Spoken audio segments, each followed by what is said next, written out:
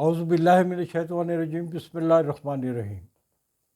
خاور نعیم Hashmi official میں آپ کی خدمت میں سلام پیش کرتا ہوں۔ ناظرین، آج میں چاہتا ہوں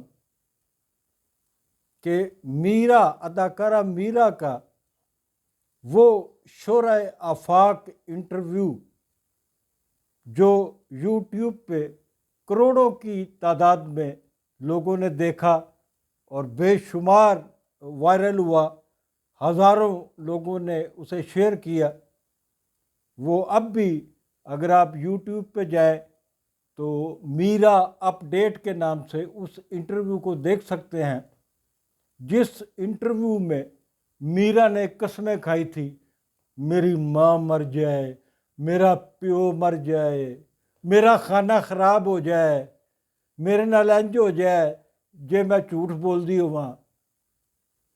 مسئلہ کیا تھا؟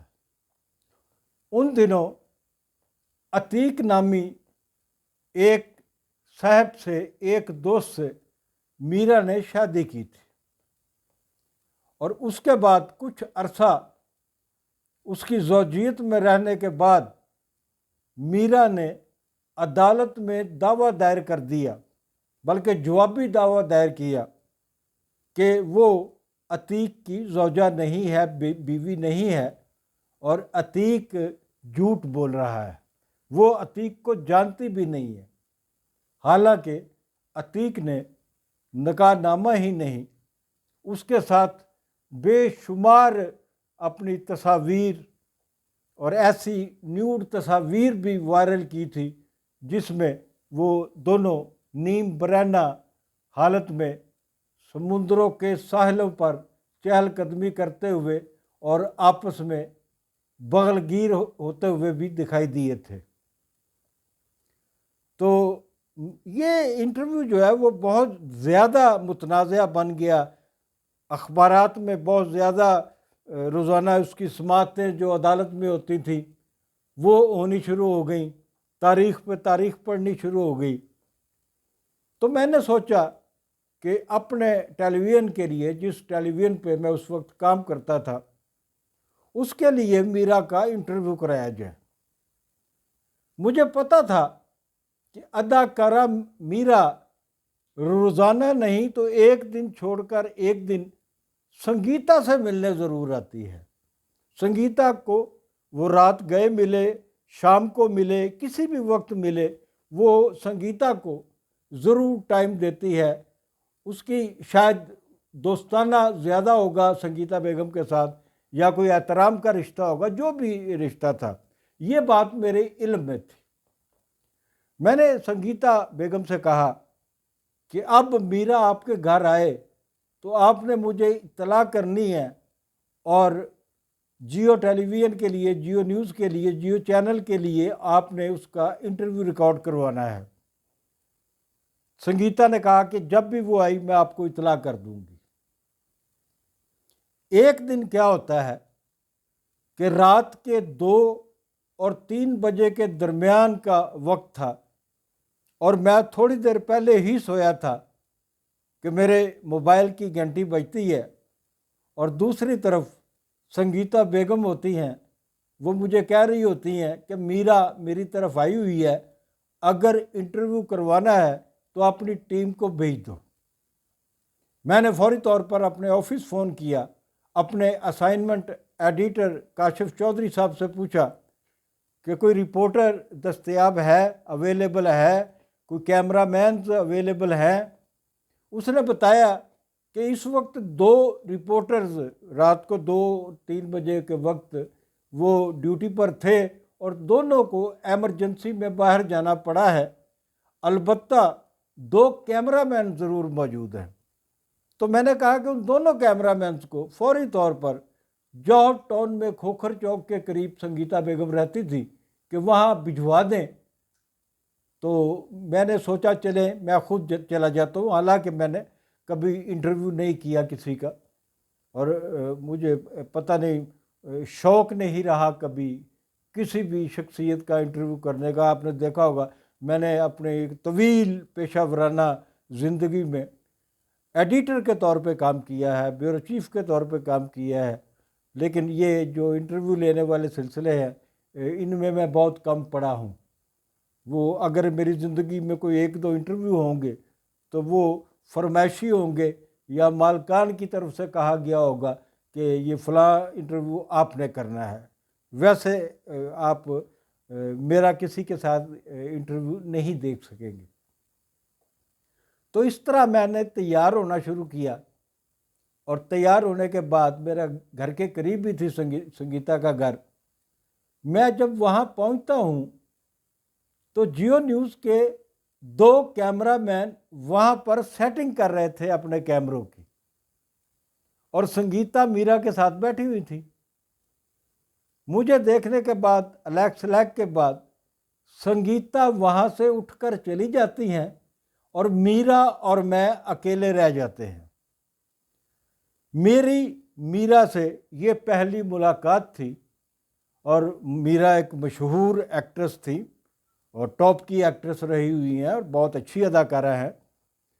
میں کہوں کہ میں ان کو نہیں جانتا تھا تو یہ تو بڑا بغض ہوگا۔ البتہ یہ میں ضرور کہہ سکتا ہوں کہ میرا نے میرا نام ممکن ہے کبھی سنا ہو، لیکن میرا کو یہ نہیں پتا تھا کہ میں کس قسم کا صحافی ہوں، اور میں یہ انٹرویوز یا رپورٹنگ کرنے والا صحافی نہیں ہوں۔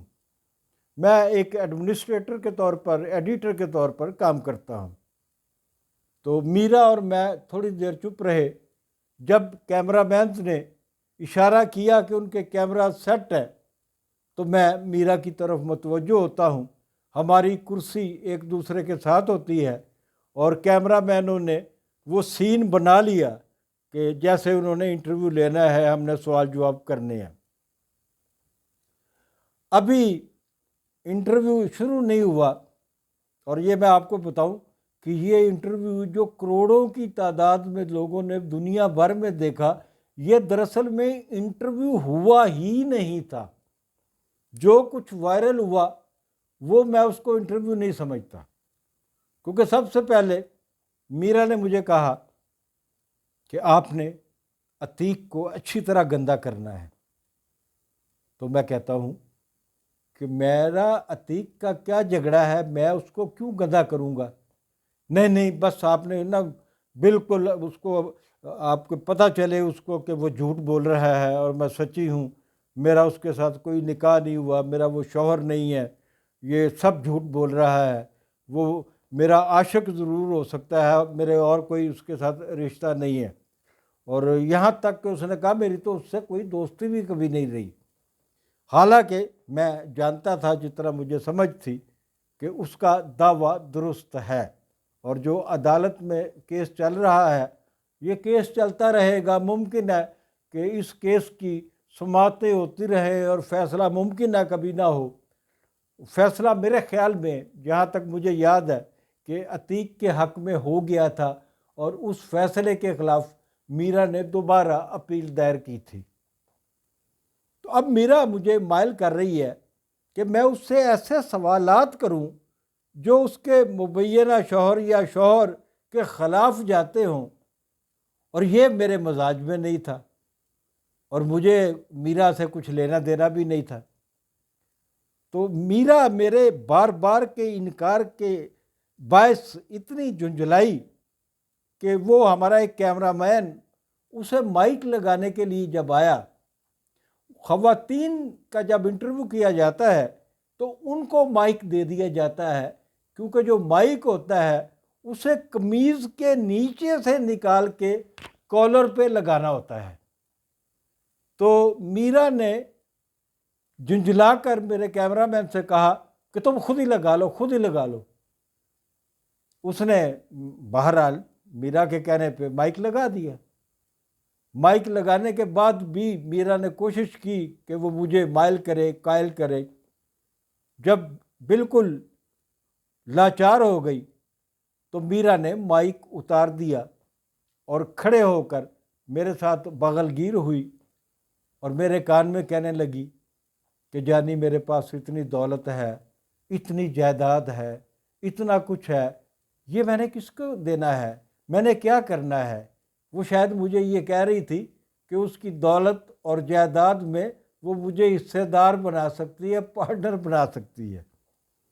تو بہرحال یہ ساری باتیں ایسی تھی کہ مجھے کلوز کرنا پڑا، کیونکہ میں سمجھتا تھا کہ یہ اپنی مرضی کا انٹرویو کرانا چاہتی ہے اور میں نے اس کی مرضی کے مطابق چلنا نہیں ہے، تو اس کو یہاں چھوڑ دیا جائے۔ میرا وہاں سے اٹھ کر چلی جاتی ہے اور ہمارے کیمرہ مین جو ہے وہ اپنا سامان لپیٹنے لگتے ہیں، میں اپنے گھر واپس آ جاتا ہوں۔ یہ جو واقعہ ہوا یہ ہفتے کی رات تھی، سیٹرڈے نائٹ تھی، سنڈے کو میری آف تھی۔ منڈے کو جب میں آفس گیا تو میرے اسائنمنٹ ایڈیٹر کاشف چودھری نے مجھ سے کہا کہ خاور صاحب، آپ نے میرا کا جو انٹرویو کیا ہے وہ آپ نے بھجوانا نہیں ہے آن ایئر جانے کے لیے؟ تو میں نے کہا بیٹا وہ انٹرویو تو ہوا ہی نہیں تھا۔ کہہ رہا نہیں، آپ کیسے کہہ سکتے ہیں نہیں ہوا، انٹرویو تو ہوا ہے۔ میں نے کہا میں گیا تھا انٹرویو لینے کے لیے، وہ انٹرویو دینے پہ آمادہ نہیں ہوئی تو انٹرویو کیسے ہو گیا؟ اس نے کہا آپ میرے ساتھ چلے این ایل ای روم میں، ایڈیٹنگ روم میں آپ کو وہ دکھاتا ہوں اور آپ بتائیں کہ انٹرویو ہوا ہے یا نہیں ہوا۔ وہ جتنا کچھ بھی میرا اور میرا کے درمیان ڈائلاگز ہوتے رہے تھے وہ سارے ہمارے کیمرہ مینز نے ریکارڈ کر لیے تھے، حتیٰ کہ جب وہ مجھ سے بغل گیر ہوتی ہے وہ بھی سارا حصہ اور اس کی آوازیں بھی کیچ ہو گئی تھیں، لیکن میں نے مناسب نہیں سمجھا کہ یہ چیز وائرل ہونی چاہیے۔ تو میں نے کہا کہ یہ چیز نکال دو بغل گیر ہونے والی، باقی تم اگر دینا چاہتے ہو تو تمہاری مرضی دے دو۔ اس نے وہ انٹرویو ہیڈ کوارٹر بھجوا دیا اور یہ اس وقت تک جیو نیوز کی تاریخ میں اس قسم کا پہلا انٹرویو تھا جو 3 دن اور 3 راتیں مسلسل ہر بلیٹن میں ٹاپ سٹوری بنا رہا، لوگ اسے دیکھتے رہے اور میں بدنام ہوتا رہا، کیونکہ میرے لیے بڑا جینا مشکل ہو گیا تھا۔ میں جدھر بھی جاتا، جہاں بھی جاتا، کہیں بھی جاتا، لوگ میری طرف اشارے کرتے اور کہتے کہ یہ ہے، یہ ہے، یہ جا رہا ہے وہ جس نے میرا کا انٹرویو کیا۔ اس واقعے کو کئی سال گزر چکے ہیں، لوگ اب تک اس انٹرویو کو نہیں بھولے جسے میں انٹرویو سمجھتا ہی نہیں۔ تو ناظرین، آج میں نے آپ کو بتایا اس مبینہ انٹرویو کا پس منظر جو میرے نزدیک انٹرویو نہیں تھا، لیکن وہ بہت زیادہ پوری دنیا میں وائرل ہوا اور لوگ اب تک بھی مجھے بسا اوقات اشارتاً چلتے ہوئے کہتے ہیں کہ یہ وہی ہے جس نے میرا کا انٹرویو کیا تھا۔ جاتے جاتے آپ سے گزارش ہے، خاور نعیم ہاشمی آفیشیل کو سبسکرائب کرنا مت بھولیے۔ شکریہ، بہت شکریہ۔